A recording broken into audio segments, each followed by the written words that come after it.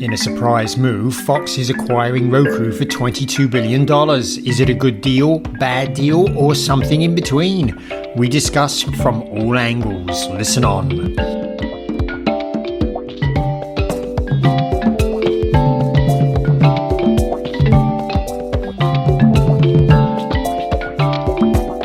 Welcome to this week's edition of Inside the Stream. This is Will Richmond from Video News. And that was Colin Dixon, of course, from N-Screen Media. Colin, I'm glad we could rip you away from World Cup action for enough time to record the podcast today. You're not far wrong, Will, because I've been binging, and yesterday, the best game of the tournament so far, in my humble opinion, was England against Croatia, and England emerged triumphant, playing as well as I have ever seen them play, with a 4-2 victory. What a game, what a game. But I not only enjoyed that, but you really enjoyed the NBA Finals, right? Well, I'm not even a Knicks fan, but yeah, for any basketball fan, certainly for Knicks fans, that series was one for the record books in so many different ways. So it's kind of cool. We're recording here on Thursday. I actually tuned in to watch some of the parade in Lower Manhattan today also, and just the exuberance of New Yorkers is really something to behold. So I reissue the challenge, Colin, that we talked about last week. 104 World Cup games in this tournament. Are any of them going to be as exciting as, let's just focus on Game 4 for a second, when the Knicks came back by 29 points to win the game? Are any of the 104 World Cup games going to be as exciting as that? Your prediction? I don't know. I guess we'll have to wait and see. But one of the things I am doing, Will, is I'm watching this on Fox One, which is indirectly related to what we're going to talk about today. And I'll say on the most part, Fox One has been working pretty well for me. There have been a couple of times when I just couldn't, it wouldn't let me join the stream. I kept saying, I want to watch, and it wouldn't let me join. So I don't know what was going on there. In those circumstances, I would just go to a different device. But I don't know, something weird going on there. Do you think it had anything to do with the fact that you were trying to access Fox One through a non-Roku device? Well, in fact, I was trying to access it through a non-Roku device. So yeah, maybe that's what's going on there. But of course, that is the subject of our podcast today. This is, I think, a very important deal, and we're going to spend some time talking about some of the implications. And why don't you get us started? Tell us about the deal. Give us a size. How big is the deal? And we'll go from there. Well, the financial terms they announced were Fox acquiring Roku, $160 a share, $96 in cash, and then 0.9693 shares of Fox Class A stock for each Roku share. That equates to about a $22 billion value overall for Roku. Again, if the deal was valued at $160 a share, it's worth noting that since the deal was announced, Fox stock has done nothing but go down, and it's now, recording on Thursday, now down about 20%, down from 65 and change to 52 and change. Also worth noting that Roku, again, supposed to be at $160 a share, has really not moved much beyond $140-ish a share. And that, Colin, really reflects the skepticism, I think, that the market has about this deal. Just a couple of the quick terms before we start into the deal itself. Once it's done, the existing Fox shareholders are expected to own about 73% of the combined company. Roku shareholders about 27%. Fox, to fund its the cash part of the transaction, is borrowing $12 billion also. They are projecting about $400 million of annual cost savings out of the deal. So with a closing, I think, in the first half of 2027, give or take. So those are the basics of the deal, Colin. It has been widely discussed in our industry this week. So we're just chiming in here with our opinions because why not? And why not, indeed. Good news for our listeners is that we're going to stage a little bit of our own cage match here today. If you missed the UFC on the White House lawn, then you get another opportunity listening to Inside the Stream today, because we are coming at this deal from different perspectives. You first. Well, before we get there, Will, I want to talk about what this does to the streaming landscape. And I think it does a lot. It alters the streaming landscape a lot. And what I'm going to do here is I'm going to compare what the streaming landscape and the TV landscape in the US looks like using Nielsen's The Gauge data from March. I'm going to compare what it looks like sort of pre this deal and post this deal. And I'm also going to include here, I'm going to assume that the Paramount WBD deal closes as well, but particularly bearing in mind that the Justice Department rather hastily approved the deal, I might say. So I'm going to compare what the market looks like sort of before and after those two deals are completed. Right, so let's look at the streaming service share of TV viewing according to Nielsen first. And of course, YouTube is dominating there with 13.2%. Netflix is next with 8.2%, and Disney is next with 5.3%. The first property that's of interest is the Roku channel, which is the it's not the seventh, it's the fifth most popular service at 3%. And Tubi is right behind it at 2.2%. So combining those two, well, we'll get to the combination in a moment. Paramount this is Paramount Plus, that is this is the amalgam of Paramount Plus and Pluto TV is 2.2%, and Warner Brothers Discovery is all the way back at 1.4%. So that's HBO Max plus Discovery Plus. Those are the two main services there. Now, things change quite a bit, but not as much as you would expect post these two deals, post the Fox Roku and Paramount Warner Brothers Discovery deals. Of course, I'm assuming that the shares stay roughly the same. The top three, YouTube, Netflix, and Disney, stay the same, but Roku plus Tubi, this combination of Roku plus Tubi, is now the fourth most watched combination. That's ahead now of Prime Video at 5.2%, and Paramount Warner Brothers jumps up to above Peacock at 3.6%. So it's just a little bit behind Prime Video. So it's not sort of earth-shattering here. And by the way, Will and I will include some diagrams in our postings on our sites of this that includes some graphs so that you can look at this and more easily digest it. The more important thing, I think, Will, and why I think we can see more clearly why Fox in particular did this deal, but why our friends at Paramount were so keen to grab Warner Brothers Discovery, is if we look at the US TV share by distribution. So what this means here is what Nielsen is doing here is summing up all of the distribution paths that each company has. So, for example, Walt Disney is quoted at 10.5% share, and this is the sum of Disney Plus, Hulu, ESPN Plus, and all of the TV properties that they have. So that's 10.5%. And really, the top ones are YouTube, Walt Disney, NBCU Plus, Versant, and Netflix there.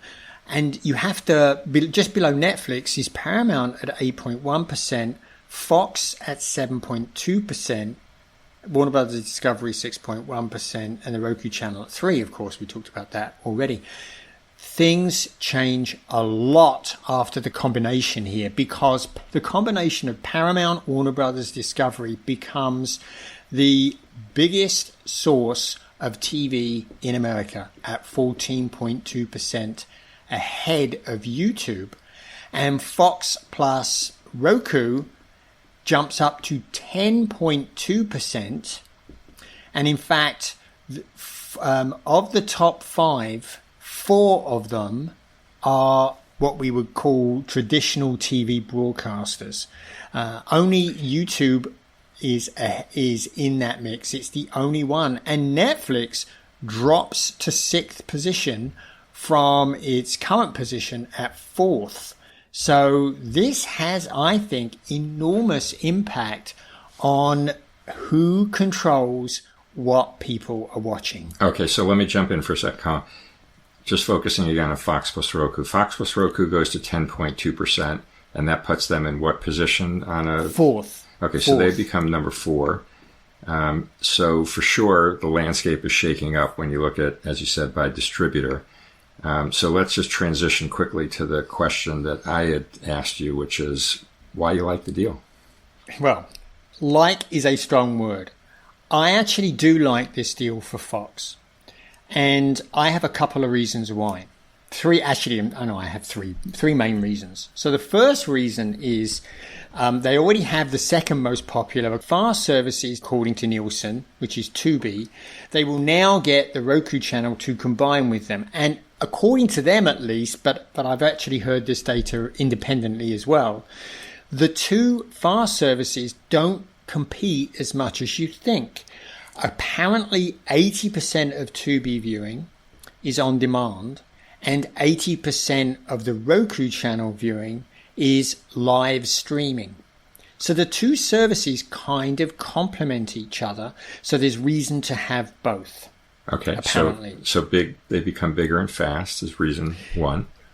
Much bigger. In fact, they become the dominant player in fast. Yeah. Okay. So that's reason number one. Yeah. Reason number two is the Roku platform, the Roku OS, is the most popular streaming platform in the United States. According to Hub data, which was released at the end of 2025, 59% of households that stream monthly via smart TVs or streaming media players use a Roku-powered device. 59%.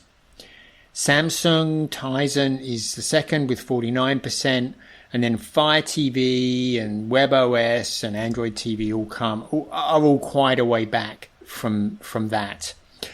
So that's the second reason. Why that matters so much, of course, is because Fox now can use the Roku OS to promote its products in the same way that Roku has been promoting its products. And let's be clear, there is one reason why the Roku channel is so popular. It's because it permeates the Roku OS. Whenever you see a free service, whenever you're looking for content, okay, that happens to be in the Roku channel, it comes first. Okay, so Roku, second reason, Roku platform, Fox jams up Roku platform with lots of Fox promotions for Fox and Tubi. Reason number 3 is that now, with this ownership of so many outlets for television, 59% penetration of homes, Fox is in a position now where its primary competitors for eyeballs must pay it to reach the viewer through the Roku OS. Now, this doesn't impact folks like Netflix and Disney so much because I don't think Roku gets anything from those, but pretty much everybody else in some way pays Roku OS to be on the platform to reach us. They share advertising revenue, they may share subscription revenue. So Roku gets paid by every other streaming service. So that's a great position. If you're Fox, it's great to be paid by your competitors to use your platform to reach the same audience and compete with you for that audience. The other benefit, which you didn't mention, but also seems real, is that Fox now gets access to all that Roku first-party data. Indeed. That they really haven't had. I mean, it's a whole new trove of data. So from that perspective, I think it also makes a lot of sense. I will say that Fox's competitors continuing to pay Roku, don't know how sustainable that is. And that actually ties to the first-party data. Like if you're a I think we've talked about this in the context of Amazon in the past. Like if you're a streaming service on Roku and you now know that Fox has all the data on what people are using your service for, that puts you at a disadvantage. You're going to, I would think, be keen to find other strong, enhance the strength of other platforms to help advantage you going forward. So, I don't know, it seems like there's some, I don't know what to call it, like a disequilibrium there happening where you get competitors paying you to be a part of your product. That doesn't feel like a highly sustainable calculation to me somehow. Interesting also, I think, on the Roku platform, one of the things that my reaction, and by the way, my kind of net reaction to the whole deal is kind of neutral to negative from a Fox perspective. Actually, I think even from a Roku perspective, it's sort of neutral to negative because I just don't see it as a natural match. One of the things that really called to mind for me was this, historical thesis that's driven some of these M&A deals, that content plus distribution unlock some sort of magic. And, we saw this thesis with AT&T Time Warner. We saw it with AOL Time Warner going back to the day. And it's really been kind of thoroughly debunked. And, in this case, Roku is the quote distribution. It's not pipes like the AT&T network was, or even the AOL network was for that matter. But I still, for the reasons like we were just talking about, how unnatural it is for content providers, competitors to be paying a distribution platform that's owned by one of the competitors. That just seems like an unnatural place. So I'm sort of dubious on this whole content plus distribution narrative that seems to be underlying this. What's your reaction to that, Colin? So, I think you're wrong here, Will, because, I talked to a lot of smaller providers, content providers in this space, and I would say the demands of folks like Roku and Pluto TV, they've really squeezed out a lot of smaller providers, and they simply couldn't make money paying as much for carriage on the Roku OS as was being demanded. And so they just didn't go into that business. They didn't launch that channel. They didn't launch that service. So I think the impact that this gatekeeper role is having is very real. It's reducing choice for consumers today. And I think that there is a real risk that this deal with Fox will amplify that problem. And I'm not as sure as you are that it's unnatural. I think it seems to be actually working pretty darn well for Roku right now, given their dominant position. Yeah, I mean, I guess what I would say is I agree with you that Roku's been successful in sort of being Switzerland to this point. They've somehow managed to offer a relatively neutral platform while still building their own Roku channel to become a big streaming service. It's interesting. I have been saying for quite a long time that Roku now is hostile territory for other services, but I guess people aren't listening to me. Well, right. I mean, yeah. Well, I mean, and to the extent it is hostile territory, it's reinforcing the argument that I was making a moment ago, that it seems like an unsustainable situation to have competitors paying one competitor for rights on a platform that competitor A owns. But I think also interesting here is this dynamic of kind of where to from here for Roku. Really worth mentioning that Anthony Wood, the founder and CEO of Roku, has said umpteen times that their key advantage in the market has been their laser focus on streaming devices, and their independence. And I mean, there's no greater illustration than of how that competitive advantage came to be realized than how Google completely failed with its device strategy in the CTV space. And, Anthony Wood has, been asked about that a gazillion times. And, he always keeps coming back to this focus argument. So now we're going to have Roku's hardware business inside of Fox. And, no disrespect to Lachlan Murdoch, but he doesn't know anything about the hardware business. I think we can all agree about that.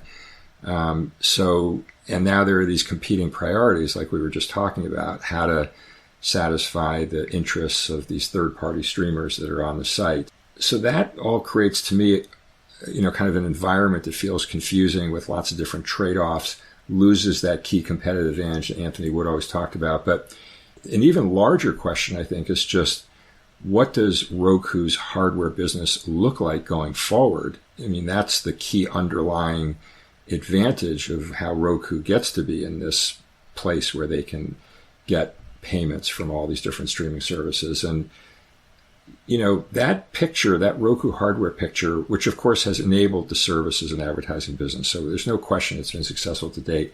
But the price that's been paid is that in Q1 26, the gross margin on hardware was minus 16.3%. That was down from something like 14%, negative 14% margin a year earlier. Revenue in the hardware segment for Q1 26 was about $117 million. That was down about 16% from Q1. The biggest competitor out there now in this whole CTV hardware space is Walmart, right? Because they acquired Vizio. So, at the risk of really oversimplifying, for Fox, by acquiring Roku, they just made Walmart their biggest competitor. Is that a position to really want to enter into? I don't think so. I mean, they've got Walmart now as their biggest competitor on the hardware side, which is already under huge pressure. Look no further than numbers at Roku. And then you've got Walmart also at the same time trying to build up its fast streaming services, its advertising business. So they become a big competitor on that side as well. Fox is a minnow compared to Walmart. Then there's also the conversation about Amazon, because of course Amazon is a big player in devices and also in advertising and content, streaming services. So we've got Fox now basically putting itself in the crosshairs of both Walmart and Amazon. And I think this is part of why Fox's stock has dropped so significantly since the deal was announced, because this feels to me like one of those classic M&A deals where, and we've seen so many failures, by the way, in M&A in general, and certainly in the content hardware distribution space, but feels to me a lot like at a surface level, there are real benefits to be derived, as you articulated before, at a surface level. But it feels like when you dig a little deeper on this deal and what the next sort of 3 to 5 years, how they're going to unfold, there are actually pretty significant headwinds coming into Fox that, they've essentially bought into. I mean, these headwinds were Roku's problem as of last Friday. Now they're going to be Fox's problems. And I just don't really get how they compete in this world that we're going into. What do you think? Yeah, so let me take a couple of your points. The first point, your point about the heavy loss that Roku is taking in selling hardware. That loss has increased significantly since Roku started selling televisions. And I think it's primarily the televisions that are driving down are increasing the loss, because Roku is taking, I think, a bigger loss on television sales than it is on SMP sales. The SMP market has really quietened down a lot, and there really is not nearly as much competition, certainly in the area of the market that Roku most usually competes in. So I would kind of discount that and add to that the revenue that is actually contributed by the hardware sales is so small in comparison with the advertising part, the sustainable, repeatable business models that it's created around the television experience. So I kind of discount that. And because I'm discounting that, I think Walmart is less of a competitor, a head-on competitor here for the combination of Fox and Roku than you think. I actually made it my business to sort of wander in a Walmart store a couple of months ago. I don't really shop in Walmart, but I did go in there because I wanted to see what was going on with the TVs. And I can tell you that there were as many Roku TVs I saw kicking around in a Walmart store as there were Vizio-powered TVs. And there were actually, let's remember, Walmart is still selling a Google TV-powered device as their premium streaming device. So, I also discount Walmart, not least of which because Walmart is not a service company. It doesn't have a streaming service like, say, Amazon does. Amazon, I think, is a bigger competitor in the market than I would say than Walmart. Can I just stop you there for a second, Colin? Yeah. Sure, sure. Vizio has a fast service. So Vizio's fast service is now Walmart's, call it content strategy. That might sound a little too overblown. But it doesn't register. It doesn't register in Nielsen's the gauge ratings. It's a small part, Will. Right. And what they've done, one of the things I recommended for them to do, which they have not done, is that they get the Vizio OS on just about everything. They push partners to adopt the Vizio OS. And why? Because of the fast service. They want people using that. They promote it brilliantly in the interface.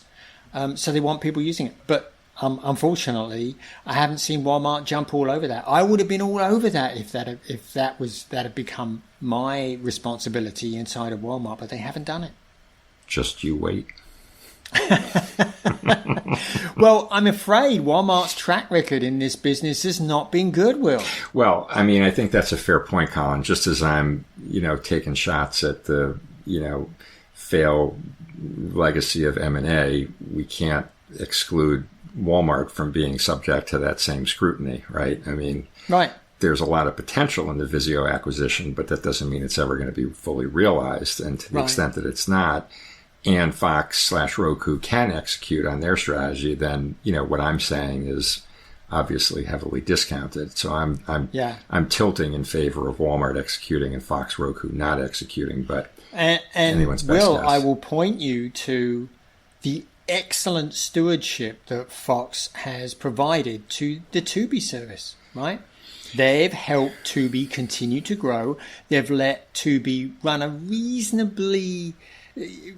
as a reasonably independent property. That's not entirely true, of course. Like World Cup games were broadcast, and of course the Super Bowl was broadcast live on Tubi to great impact. It really helped increase the viewership on Tubi.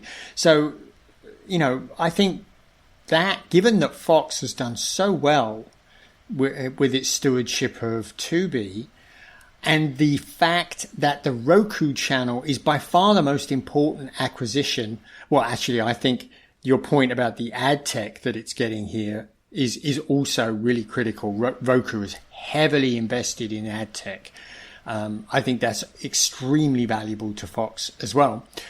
Those two things alone, I think, make it a really interesting purchase for Fox. I'm not going to disagree with you about the stewardship of Tubi. Tubi's been a huge success under Fox, no question about it.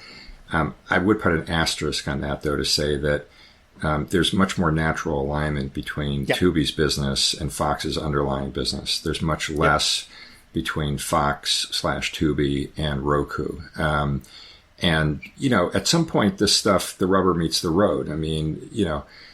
It's not hard to imagine where Roku is trying to sell bigger promotional deals to, insert custom, streaming service name here, on its home screen. And someone up the chain at Fox is saying, no, we really want to use that precious real estate to promote, Tubi or Fox One or, some other O&O property. And there becomes a tension between Roku being able to maximize, its business that it is, versus Fox, the mothership, now trying to optimize the pieces. And that, I think, really speaks to, again, the Anthony Wood mantra about how their independence and their laser focus has always been their real competitive advantage in the market. Those tensions, those are the types of tensions, what I just said, that I think have really sunk a lot of these M&A deals in the past, where the rubber meets the road.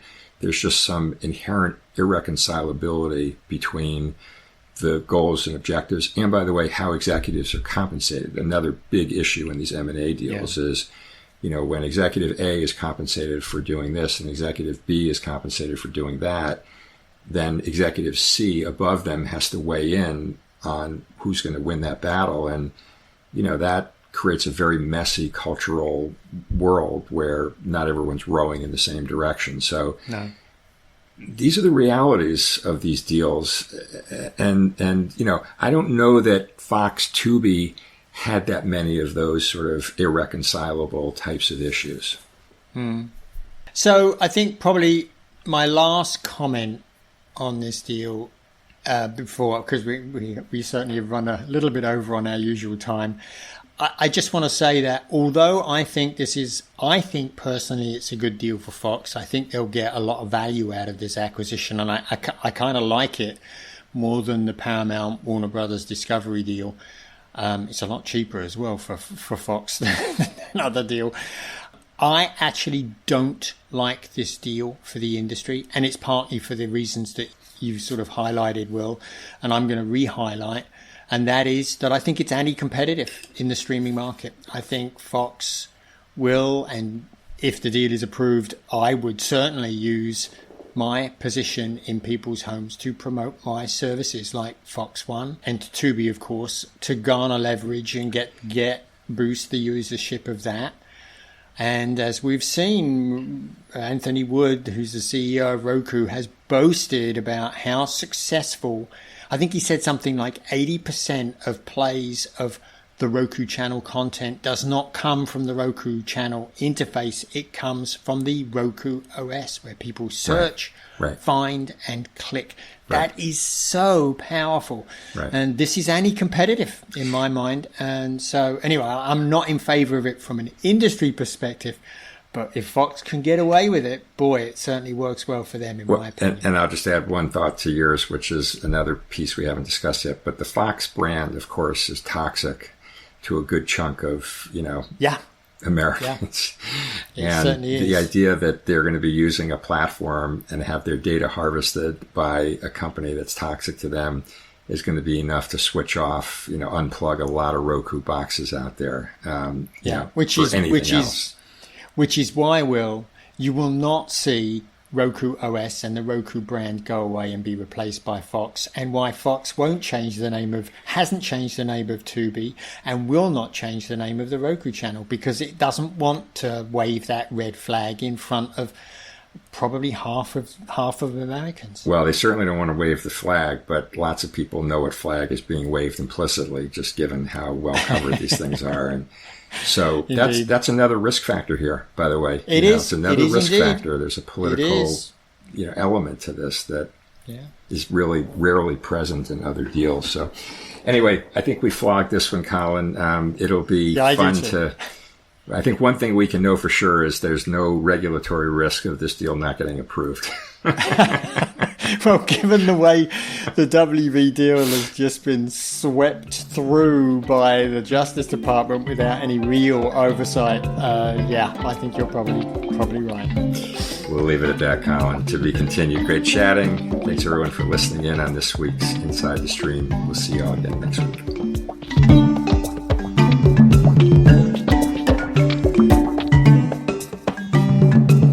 Inside the Stream is a production of In-Screen Media and Video News, all rights reserved.